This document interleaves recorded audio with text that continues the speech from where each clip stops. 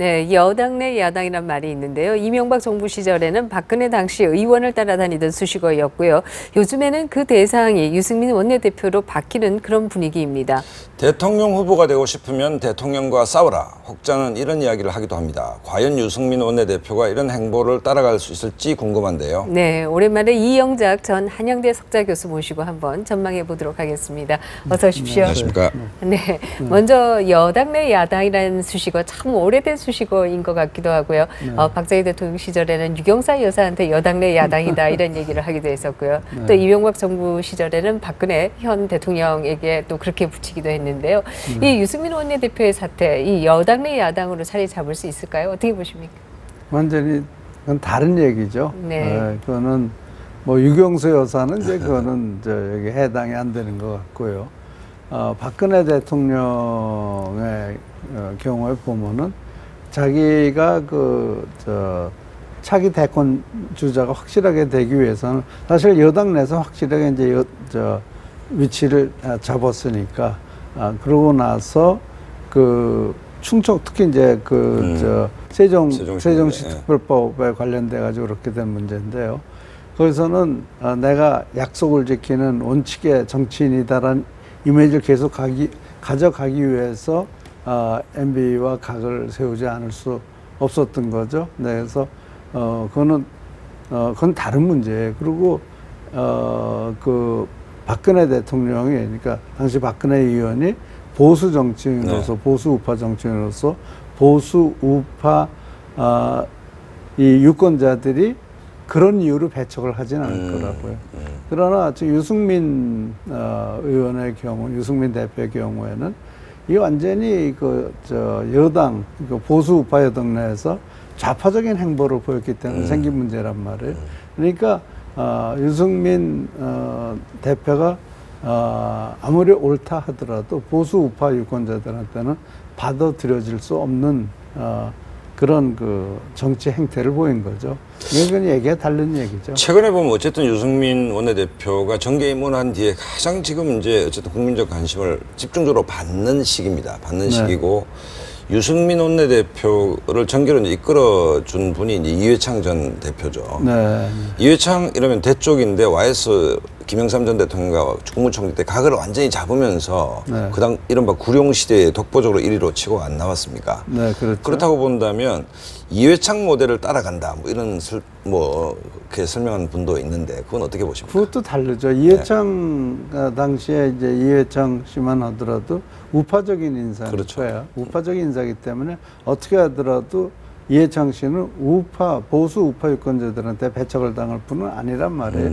그러니까 그 내에서 말하자면 이 찻잔 속에서 싸우는 거니까 이게 좌파들한테 영향을 주고 우파들 내에서 싸움이기 때문에 그거는 크게 영향을 줄 수가 없는 거죠. 네. 그래서 그건 포지셔닝 싸움이기도 하고 어떤 점에서는 정치 전략적인 걸로 볼 수도 있는 거기 때문에 그것이 보수 우파 유권자들에게 영향을 줄 수는 없는 거죠. 네, 지금 보수 우파 유권자들에게는 결국 배척받지 않겠느냐 이제 이런 말씀 위에 그 이전에 소위 대선 주자급들하고는 다르다 이제 이렇게 말씀을 해주셨는데요. 그러나 또 다른 시각에서는 이렇게도 얘기들을 하고 있습니다. 사실 이번에 이 파동의 경우에는 노선의 파동이 아니라 결국 얼마나 문고리 권력과 가까운가 혹은 거기에 반대하느냐, 다시 말해서 친문이냐 반문이냐 이 문제이지 이것이 노선의 문제로 인한 것은 아니다 이런 주장도 나오고 있습니다. 어떻게 보시는지. 노선의 문제요? 네. 이거는 노선의 문제가 아니라고 보기가 어렵죠. 왜 그런가 하면은 예를 들어서 국민연금 대체율 50%에 합의를 해준다라든지 또는 정말 모양만의 공무원 연금 개혁안을 받아들인다라든지 물론 새누리당 전체적으로 책임이 있는 거지만 그런 앞장서서 그런 니고시에이션을 해왔고 그리고 더더군다나 국회법 개정안이라는 것은 도저히 받아들일 수 없는 특히 지금 국회 선진화법과 같이 맞물리면 아무것도 될 수 없는 그런 상황에서 그런 것까지 받아들임으로써 좌파들의 입장을 세워주는 그런 법을 만드는 건데 그걸 도저히 받아들일 수 없는 거죠. 결국은 6월 25일 오전에 국무회의 석상에서 박근혜 대통령이 이제 유승민 대표를 딱 찍어서 격노했다는 대목은 단순한 문제가 아니고 그렇게 쌓여 있었다. 그러니까 박근혜 대통령이 유승민 대표를 비판하는 지점, 자기 정치를 하고 있다는 것이 박사님 말씀하셨듯이 방금 그런 대목과 연관지어서 생각하면 이해가 될 수도 있겠네요. 그렇죠. 근데 사실은 거기 이거를 처리하는 과정에서 그리고 유승민 원내대표만 그렇게 대통령이 쳤느냐 그건 아니거든요. 거기 보면은 컨텍스트로 봐서는 국회의장에 대해서도 네. 상당히 강한 어조로 친 거란 말이에요. 네, 그리고 일반적으로 전체적인 그 정치권에 대해서 대통령이 원하는 법을 전혀 통과시켜주지 않는 데 대한 그런 불만을 토로한 거란 말이에요. 유승민 대표가 무슨 소리를 하고 다니든 간에 대통령이 원하는 정부가 필요로 하는 법안을 통과시켜 준다면 대통령이 격노할 필요가 없는 거죠. 근데 대통령이 원하는 어떤 법안도 통과가 안 되면서 광주에 무슨 문화센터 한다 그래서 엄청난 돈을 거기다 대주는가 하면은 또 조금 전에 말씀드렸지만 공무원 연금법 네. 개혁 같은 것도 정말 모양만 그렇지 거의 실질적 효과가 없는 거라든지 또는 유아원에 대한 그 어떤 법도 통과가 안 되고 통과가 된 게 없지 않습니까? 그래서 대통령으로서는 그 극도의 그 좌절감을 느낀 거죠. 근데 만약에 유승민 의원에게만 화가 났다면은 4월 달에 그 유승민 의원이 그 국회 예, 대표연설에서 얘기한 것을 문제를 삼을 수도 있는 거고 또는 그 국회법 개정안이 네. 통과되고 나서 바로 화를 낼 수도 있었던데 그런 게 없었단 말이에요. 네. 그래서 모든 걸 이렇게 계산해보고 앞뒤를 재보고 이렇게 해서는 안 되겠다. 그래서 정말 그 자기가 가지고 있는 좌절감을 제가 말씀드린 건 계산된 분노에 의해서 폭발을 시킨 거다 이렇게 보는데 그거를 받아들인 저는 친박들이 네. 아주 잘못했다고 네. 생각합니다. 네. 친박들이 그런 폭발이 있을 때 완화를 시켜줬어요. 네, 완화를 시켜주면서 네. 그러니까 대통령이 하신 거는 대통령이 그렇게 안 했더라면 제일 좋았을 거고요. 다른 방법을 했더라면 제일 좋았겠지만 그렇게 하셨으면은 그 다음에는 친박이라는 정말 대통령을 이해하는 분들이 계신데 그분들이 이거를 우리가 어떻게 끌고 나갈 것이냐에 대해서 네. 그걸 해야 되는데 그냥 대뜸 그냥 그 유승민 의원을 치고 나오면서 사퇴해라 그러고 나오니까 이게 더 문제가 커져버린 거죠. 네. 네. 그래서 저는 이 대통령이 그렇게 안 하셨더라면 제일 좋았을 거고 그렇게 하신 다음에는 친박이 좀 더 신중하게 처리했어야 하지 않았나 이렇게 생각을 합니다. 네. 네. 지금 말씀하신 것처럼 사실 대통령의 25일 국무회의의 발언에서 보게 되면 누군가가 사퇴를 해야 된다든지 이런 말씀은 전혀 없으셨고 사실 국회가 전반적으로 잘못하고 있다. 네. 또 여당도 무엇을 하느냐. 네. 이런 얘기였는데 네. 친박이 오히려 사퇴론을 들고 놓은 게 전략적으로 잘못되었다. 이제 이런 그렇죠. 말씀이신 것 같은데요. 네. 네. 그러면 앞으로 어떻게 좀 수습을 해야 된다고 보시는지. 그러니까요. 지금 이게 참 묘한 게요. 네. 윈윈이 여기 있을 수가 없습니다. 그렇죠. 대통령이 이기고 유승민 대표가 사퇴하는 것도 모양이 이상한 거고요. 또 유승민 대표가 계속 주장으로서 나는 물러날 수 없습니다 해가지고 대통령이 이렇게 주저앉는 것도 곤란한 거고. 네. 그러니까 내 생각에는 이 유승민 대표가 친박에게 어떤 명분을 줘야 될 것 같아요. 네. 밀어붙이지 않는 명분. 그럼 밀어붙이지 않는 명분은 뭐냐? 그거는 유승민 의원이 정말 철저하게 내가 정말 잘못했다. 근데 내가 이러한 점들을 내가 정말 판단 잘못했고 생각 잘못했다.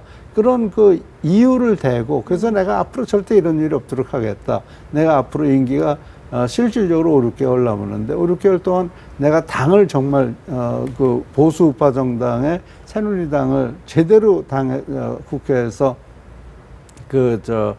대표를 해서 그래서 박근혜 대통령이 하시고자 하는 일에 힘이 되고자 한다. 그래서 내가 앞으로 조금이라도 지금 얘기한 것에서 벗어날 때 나를 그 벗어난다고 지적하면 나는 그때는 내가 그 기꺼이 옷을 벗겠다라든지 이런 식으로 해서 그러면은 친박계에서 그래 그럼 지켜두고 보자 이렇게 하도록 해주면은 윈윈이 그거 뭐 윈윈은 아니지만 루즈는 피하는 거란 말이에요. 그래서 유승민 대표가 과연 그렇게 하겠느냐 그건 제가 모르죠. 그러나 지금 현재로서 윈윈은 있을 수가 없어요.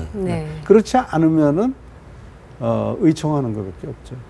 그러니까 내일 이제 이제 국회에서 표결 처리를 할 것인지 아니면 퇴장할 것인지를 1시 반에 이제 의총을 한다는 얘기거든요. 새누리당이. 그다음 2시에 본회의가 있는데 어쨌든 이른바 친박이라는 분들은 6일을 최후 통첩을 했습니다. 그런데 20일까지 추경까지 이제 가지고 가겠다는 게 유승민 대표의 기존 입장인데 친박이 유승민 대표가 버틴다면 친박의 이른바 플랜 B는 뭐가 있을 거라고 예상하십니까? 플랜 B가 마땅치가 않죠. 그죠. 네, 플랜 B가 결국 당을 깨자는 것밖에 없는데요. 네. 그렇게 할 수는 없는 거고. 네, 그리고 어떻게 보면 정말 구대기 끓는 거 무서워서 장 못 단 거냐는 그런 꼴이 돼버릴 수가 있는 거란 말이에요. 그래서 사실 그 친박으로서도 마땅치가 않아요. 네, 그래서 친박이 여기서 해볼 수 있는 거는 그 불신임안을 내 가지고 의총에서 표결로 가는 방법밖에 없겠죠. 근데 그 표결의 결과를 두려워하면 안 돼요. 김무성 대표도 그렇고 어차피 민주주의에는 끝에 가서는 표로 대결하는 거니까요. 그래서 박근혜 대통령이 패배했다? 그럼 그게 국회의 뜻이라면 그걸 받아들여야죠. 이번에 미국에서 트레이드 프로모션 오소리티라서 무역 협상권을 갖다 대통령한테 주는 걸 오바마 대통령한테 주는 걸 갖다 민주당에서 반대하지 않았습니까? 근데 공화당에서 찬성해서 이제 민주당 일부와 공화당이 힘을 합쳐가지고 그 법을 통과를 시켰단 말이에요. 그러니까 그런 것도 반드시 그 당의 대통령과 같이 가야 된다는 법은 없다는 선례를 만들 수가 있는 거겠죠. 네, 그래서 지는 것에 대해서 청와대가 지는 것에 대해서 두려워할 필요 없고 동시에 만약에 그 의원총회에서 유승민 대표가 불신임이 돼버리면은 그러면은 이 원내 대표라는 사람은 당을 대표하는 거를 우선으로 해야 된다. 그렇죠. 그러나 이게 박근혜 대통령이 유승민 대표에 대해서 불만을 가지고 있었기 때문에 네가 물러가는 게 아니고 너는 당의 대표로서 당을 국회에서 대표하지 않고 너 개인을 대표를 함으로써 우리 당의 정체성을 흐려버렸다. 이런 이유로 퇴장시킬 수 있는 거란 말이에요. 그러니까 제가 생각했을 때는 의원총회를 두려워하죠. 그러니까 불신임 결의안을 처리하는 것을 두려워하면 안 된다는 말씀이죠. 뭐 결과야 어떻게 될지 두고 봐야 되겠습니다만은 이번 사태를 통해서 유승민 대표가 전국적인 그 리더로 뭐 성장했다 이런 주장들도 나오고 있는데요. 어떻게 보십니까? 글쎄요. 저는 이게 중요한 건요. 우파 유권자들의 지지를 받는 것이 굉장히 중요하거든요. 근데 지금 이분은 제가 봤을 때는 지금 현재 상태에서 완전히 샌드위치 신세가 된 거예요. 이분이 지금 뭐 새정치민주연합에서 유승민 대표의 행보를 환영을 하고 있지만 그럼 과연 좌파 국회의원으로서 국회의원이 되겠느냐? 그건 또 완전히 다른 얘기고요. 그리고 또 지금 이렇게 대통령이 정말 이렇게 유승민 대표를 지적을 한 걸로 이렇게 이제 나타나기 시작을 하면서 유승민 대표의 그 우파 유권자들 사이에서의 위치도 굉장히 위험해진 거거든요. 그러니까 유승민 대표는 정말 샌드위치가 돼버리게 된 거예요. 그래서 상당히 지금 위험한 정치 생명의 위협을 받는 그런 지경이 된 거죠. 그러니까 지금 뭐 유명해진 건 사실이지만 그 유명세가 과연 유승민 대표에게 도움이 되겠느냐? 저는 그렇게 생각은 않습니다. 네. 아까 저 박사님 말씀하셨듯이 이제 의총을 해서 유승민 원내대표에 대한 재신임을 묻는 표결을 할 필요가 있다. 저도 굉장히 동의하는 편입니다. 예를 들어서 뭐 이게 제로섬 게임이고 치킨 게임인데 어쨌든 마지막은 뭐 분당을 하지 않을 바에는 국회의원의 뜻을 국회의원들이 원내대표를 뽑는 것이니까.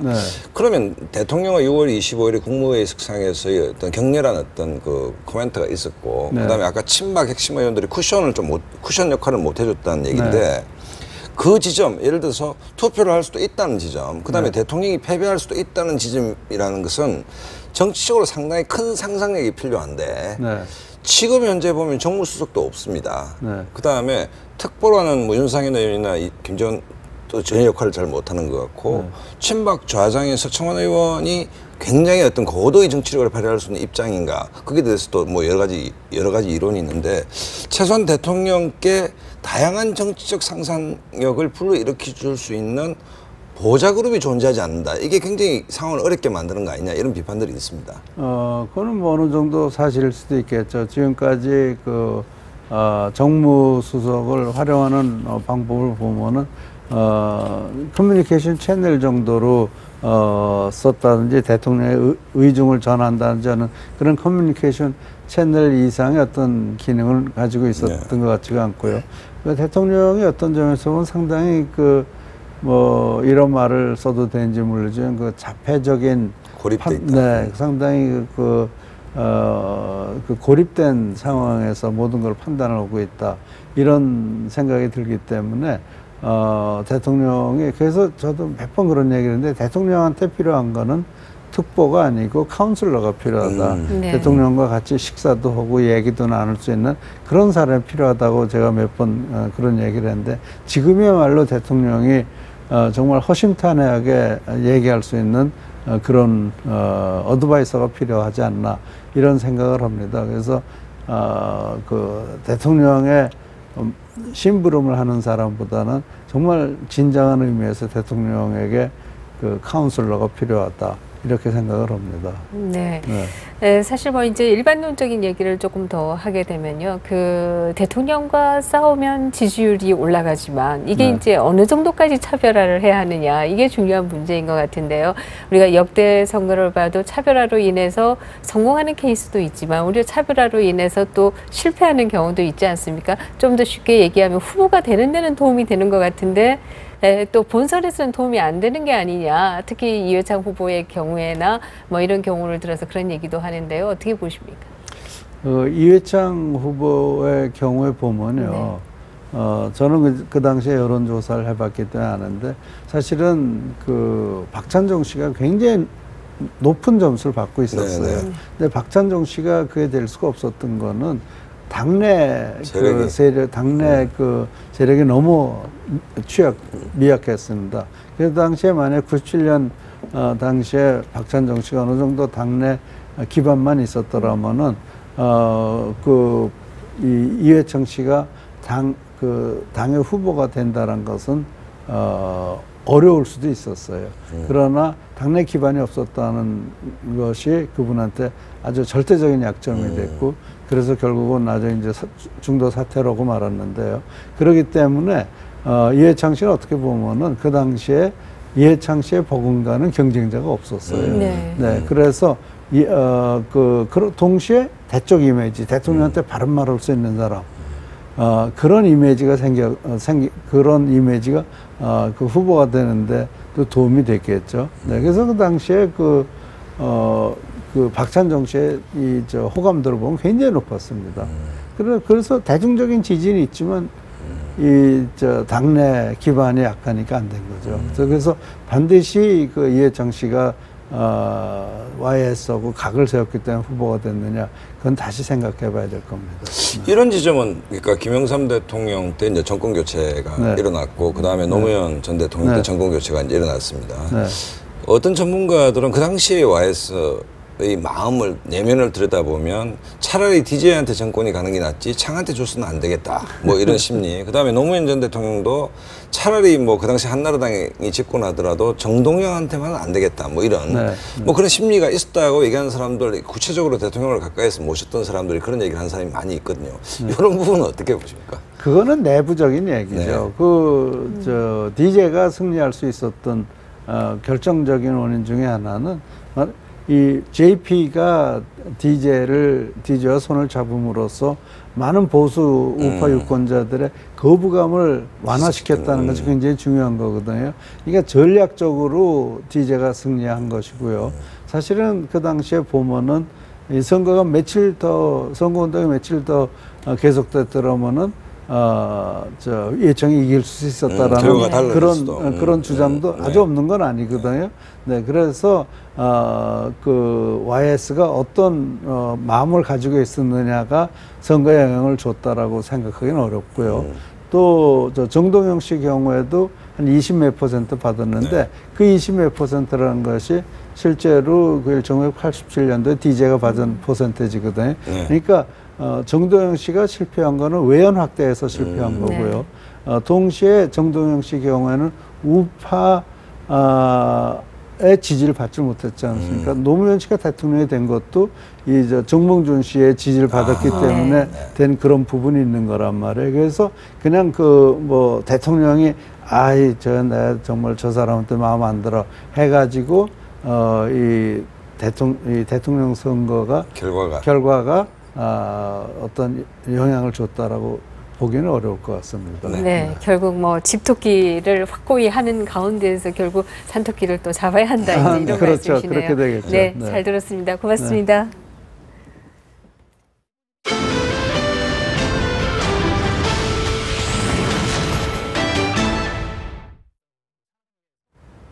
네, 오늘 방송 어떻게 보셨습니까? 소통이 얼마나 중요한 것인지 전문가분들마다 강조했는데요. 네, 대화를 나눠서 오해가 해소된다면 무엇보다 좋겠지만요. 우선은 상대방의 말에 귀를 기울이는 자세 또한 소통의 시작이 아닐까 이런 생각을 다시 해봅니다. 시청해주신 여러분 고맙습니다.